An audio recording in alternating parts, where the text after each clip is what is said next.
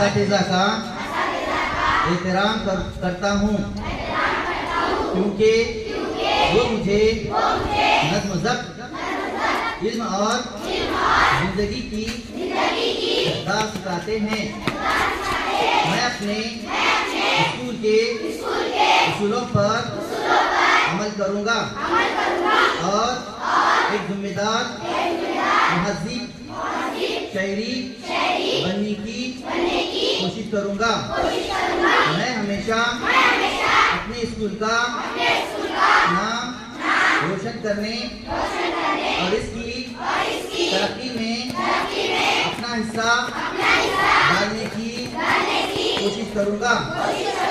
मैं अपने स्कूल के तय अपनी वफादारी और लगन का इजहार करता हूँ और इसके कवानीन की पाबंदी करूँगा। मैं स्कूल की तरक्की और पेशरफत में एक फ़ाल हिस्सेदार बनूँगा। बात नीचे।